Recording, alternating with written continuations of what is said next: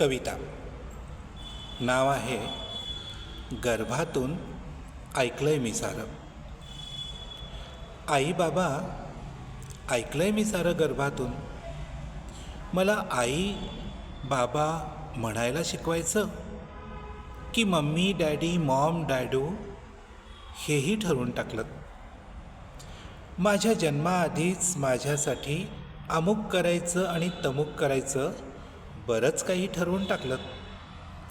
थोडं बरंही वाटलं, थोडं आश्चर्यही वाटलं, काही धक्केही बसले, धास्तीही वाटली.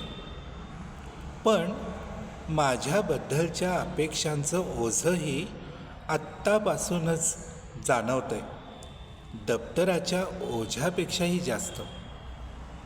अहो, मला जन्माला तरी येऊ देत, एक दोन मोकळे श्वास तरी घेऊ देत.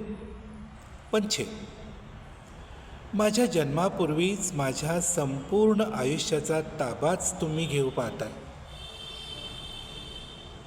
माझ्या आवडीनिवडीची वाट न पाहता मला डॉक्टर करायचं की इंजिनियर यावर खलबत केली.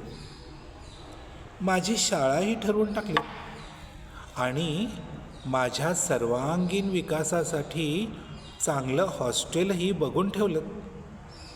बापरे, मला मातृभाषेतून शिक्षण द्यायचं की इंग्लिश मिडियमला यावर अनेकांचे सल्ले घेत सुटलात. एवढंच नव्हे तर यावर दोघे भांडलातही.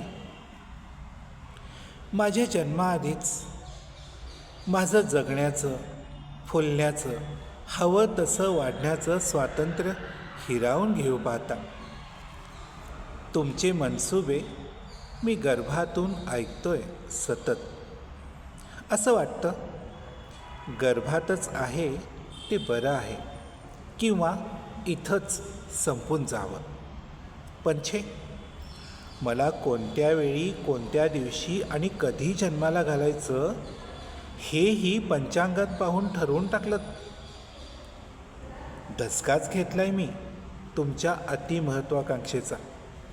आई बाबा, तुम्हाला डोळे भरून पाहू देत तरी, पण चिंता वाटते, मला आईचं दूध तरी मिळणार आहे की नाही. खूप धास्तावलोय मी जन्माआधीच, खूप खूप धास्तावलोय. आई बाबा, का करताय हे सगळं? मला जन्माला तरी येऊ देत, मोकळा श्वास तरी घेऊ देत.